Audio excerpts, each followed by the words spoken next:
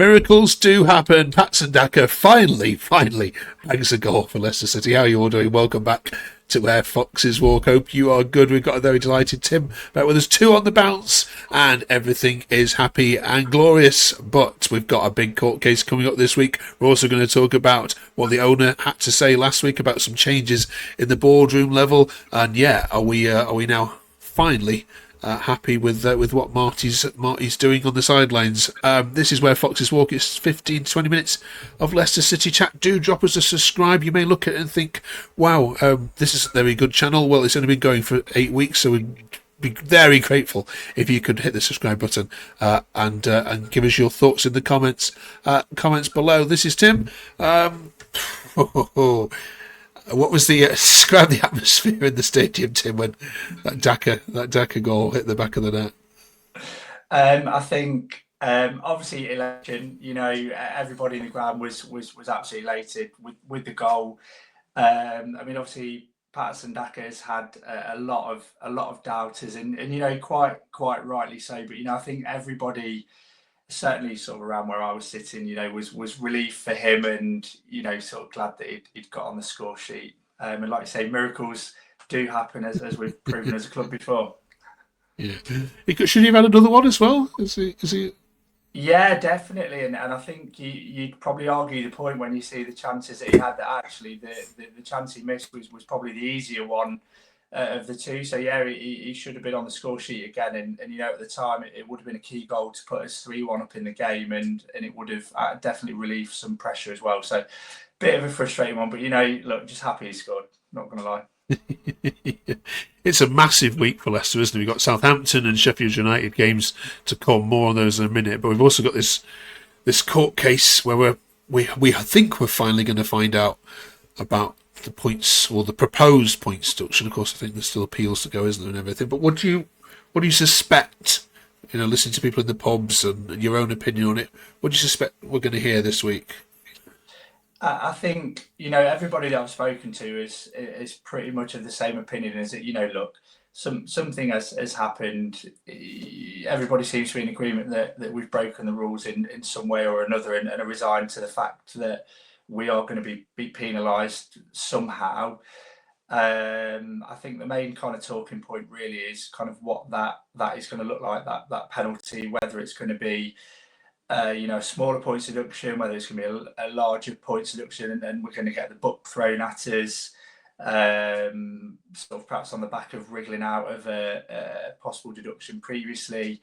Or obviously there's a little bit of talk around a transfer embargo as well, which I think would be a complete disaster, and we need to avoid that at all costs. But I think definitely, I mean, obviously the last 2 games, picking up the 2 wins has relieved quite a lot of pressure around a potential points deduction. Because I think, sort of looking at the table now, if we were to get a sort of smaller, more reasonable deduction, would still be outside of the relegation zone. So you're sort of happy with that. But yeah, it's going to be an interesting one, and hopefully, like I said, we'll be put out of our misery, and we'll be able to then move forward and take things forward. Yeah, it's crazy, isn't it? Because, like you say, even a 6-point deduction would put you on 18 points, which would put you 19th, which sounds awful, but actually that's still only 7 points outside the playoff positions as it stands at the moment. So, a win against Sheffield United at the weekend, and a draw against Southampton, for example, would see you right. But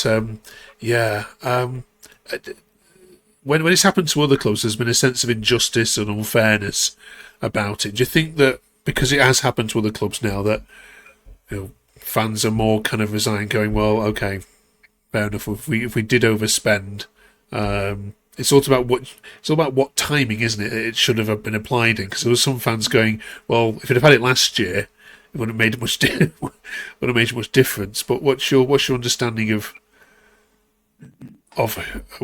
when and who can be punished? I suppose that we've seen, like I said, different punishments come in at different stages. Obviously, we've sort of primarily seen the punishments in the Premier League with sort of Nottingham Forest, for example. So I guess it can happen at any time. I think for me, I feel like these sort of decisions need to be made in the off season. I don't think it's fair for a club to sort of have it hanging over them. Obviously, we've had this situation sort of hanging over us twice now, which is impacting things like attracting a new manager, for example, attracting sort of new signings, and I just think that in that respect it's unfair. Ultimately, if the rules are the rules and we've broken the rules, then look, fair enough. There's a punishment that's due, but I just think for me the timing of it is the thing which is sort of the cruel part of it, and like I said, that needs done in the off season. But also, at the end of the day, football clubs are football clubs, and why should we not be allowed to be able to spend money as we see fit? And again, so that's the thing for me as well. And I think obviously the Premier League in particular have taken a vote, haven't they, to move away from PSR starting from next season. So it'll be interesting to see what impact that has and how that filters down the football pyramid. Cheers, Tim. All right, over the international break then, we've had some sort of messaging and understanding from Kuntop, who's been talking, of course, with executives around potentially, I'm going to just write as a reshuffle and maybe splitting Rudkin's role or having a new sporting director and moving Rudkin upstairs. Is first of all, I mean, what have you made of it? And is this a sign of listening to fan pressure on the various Rudkin outposts and a couple of banners we've seen? I mean, again, it's a starting point. I mean, the proof will be in the pudding ultimately, won't it? I think it's interesting that obviously Top has created a new role at the club, the technical director role. So it's going to be interesting to see who they recruit to fill that post. And actually, will they be able to fulfill their role themselves, or is it just going to be a puppet for John Rudkin or Top to sort of control? So it's kind of, I don't know, I'm a bit sceptical over it to kind of see actually what positive changes are made. But look, on the face of it, if kind of what Top's saying is sort of the truth of it, then look, I think it's a welcome change that all of the fans have been sort of chanting for and have been after for quite some time. So look, we'll see what happens with it. Yeah, I mean, obviously taking over from Susan Whelan. I mean, we haven't really spoken about kind of her contribution. She's obviously seen 14, 15 years of Leicester success. I mean, how do fans feel about that change? I think quite surprised. I mean, especially given sort of the sort of outcome from ex-players, particularly sort of ex-managers. For example, Nigel Pearson sort of put out a really sort of in-depth and lengthy message, kind of celebrating Susan. And you kind of think, look, clearly something has been happening behind the scenes. That's plain to see. I mean, obviously, it's, without sort of being inside the club, it's difficult to comment on what that is, obviously. But yeah, I think the outpouring of sort of support for Susan Whelan has surprised me. I'm not going to lie.